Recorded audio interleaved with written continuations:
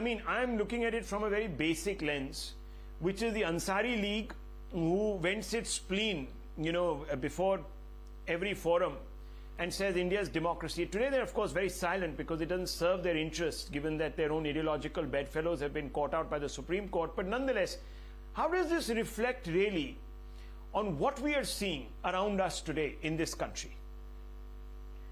Good evening, Rahul. No, this will figure up as news on page 17, bottom left column of 100 words.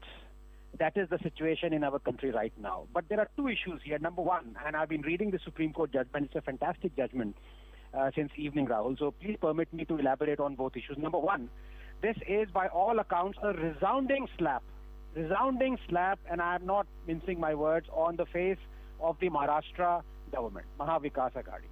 And all those people who keep shouting, who have been shouting for the last 7 years that democracy is in peril, democracy, all those outragers and, panelists and all those people, they are going to be silent because they only speak truth to power. Please realize, Rahul, and the power out here is still Modi. Even though it is Maharashtra government, somehow miraculously, things happen in Bengal, in Chhattisgarh, in Rajasthan, but the power is always Modi. So they are going to be silent because they speak only truth to power.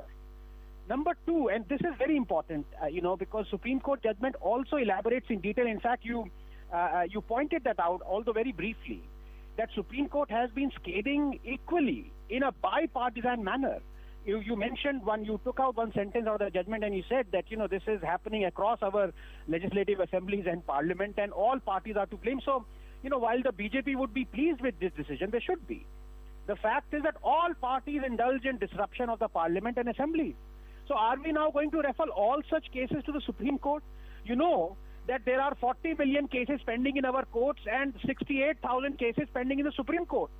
To be honest, it is embarrassing that matters relating to decorum of an assembly of the parliament or the parliament can no longer be settled inside the assembly or the parliament. I mean, think about it, Rahul.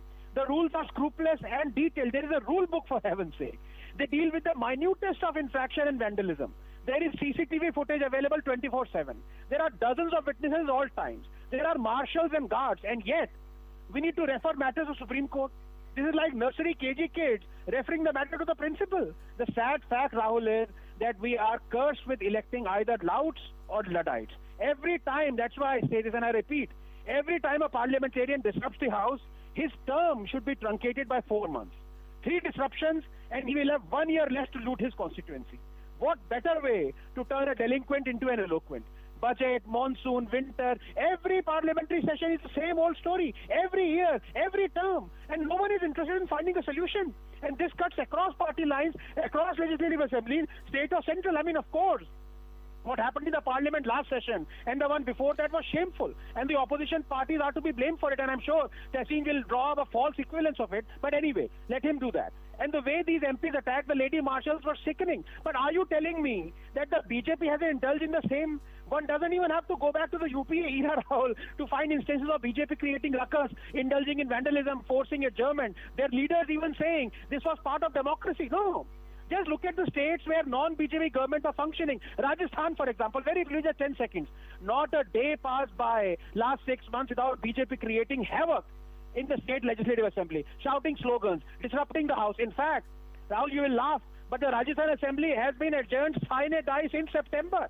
Rahul, is the lecture across party lines.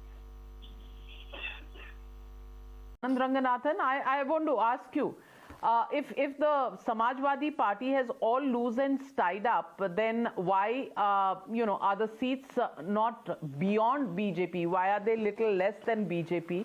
And I want to ask you, are freebies going to be the way forward? Is alliances with smaller parties that the BJP relied on in 2014, 17 and 19, is that the trick that Akhilesh is trying to follow this time and do it better?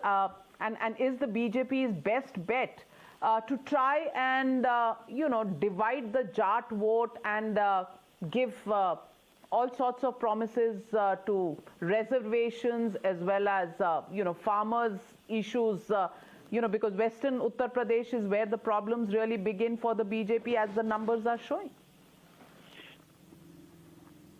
good evening to all my fellow panelists. No, I think you're absolutely right. And here I have to buttress what my good friend Ghanshyam Tiwari had been saying and take to task my good friend, the BJP spokesperson. Because the fact of the matter, Navika, is that the communication of BJP... Sorry, Gaurav. I'm not saying you're used to it, but maybe get used to it, Gaurav. No, but the fact of the matter is that here is something that the BJP should have realized, Navika, at least a year or more ago.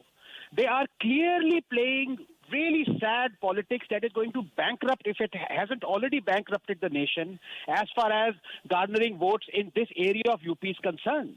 I mean, here they are actually gloating that they have paid the arrears for sugarcane that is bankrupting. Already bankrupted our agricultural sector, already bankrupted, if I can use that phrase, all the water that is there used for irrigation purposes. They are continuing with this rather than trying to explain to the voters there that, look, how farm laws would have been beneficial there. They have totally lost all communication there. So obviously freebies is their last hope and they're clinging on to it. This is what saddens me. I'm not saddened by the, there would be anti-BJP panelists who would be gloating at BJP trying and groveling before the so-called Jat vote. What saddens me is that this is wrong for the country. So when the Prime Minister says कि मैं देश के लिए कानून वापस ले रहा हूँ, I'm sorry. आप देश के लिए कानून वापस नहीं ले रहे हो. आप इन वोटर्स के लिए कानून वापस ले रहे हो जो कि पॉसिबली मिलियनेयर किसान हैं, जिन्होंने देश का एनवायरनमेंट बैंकरप्ट कर दिया, जिन्होंने देश के ऑफर्स बैंकरप्ट कर दिए, वही फसल उगाते जा रहे हैं जो सिर्फ 9% कल्टिवेटेड एरिया लेता है और 78% इरिगेशन वाटर लेता है, जिसको महाराष्ट्र ने बैन कर रखा है. Without government approval you can not grow sugar cane. और यूपी में देखिए शुगर केन पे शुगर केन उगाए जा रहे हैं, लेकिन गौरव जी को ये कान पे जू नहीं रही थी और अब उन्हीं वोटर्स के पास जा रहे हैं कि हमें वोट दो. और अभी भी आप देखिए, voters are cleverer. They have realized it. That when it comes to freebies, there are other political parties that are better than the BJP. That is why the gap is narrowing. No, I'm sorry, but here Gaurav has to explain why those farm laws were taken and why such woeful communication happened between BJP and those voters in that area. तो गौरव जी के लिए सवाल है, गौरव जी नहीं, एक तो गौरव जी के लिए मैं कहूंगा कि गौरव जी अब ये लग रहा है ये 80-20 का इलेक्शन नहीं लग रहा है, ये तो 55-45 का इलेक्शन लग रहा है. क्या हो गया ये? But Navika, I want to take you back to last week when our panel, your panel, I was there and Mr. Varis Pathan, if you remember, was there. And I threw a challenge to him. And this is, in fact, an indirect response to Mr. Ghanshyam Tiwari. So I threw a challenge to Mr. Varis Pathan, say, tell me one scheme in Uttar Pradesh where Yogi Adityanath has discriminated against Muslims. And he jumped on me and then on you and said, look, in the PM Awas Yojana, only one house has been provided to a Muslim. Now, this is the age of social media, Navika. At that, on the spur of the moment, I did not have a response, but someone called Hawkeye on Twitter gave a detailed, meticulous response to him, and it turns out that Yogi has, far from being discriminating against Muslims, he's provided 1.3 lakh houses to Muslims. So, Ghanshyam Tiwari ji से मैं ये जो challenge मैंने वारिस पठान को दिया था, वो आपको दे रहा हूँ. क्या आप बता सकते हैं कोई एक स्कीम यूपी में, क्योंकि आप कह रहे हैं कि मुस्लिम्स विल वोट और दिस, जहां पे योगी आदित्यनाथ ने डिस्क्रिमिनेट किया against Muslims? Dr. Ranganathan, over to you very quickly, and then I want to bring in the BJP right after.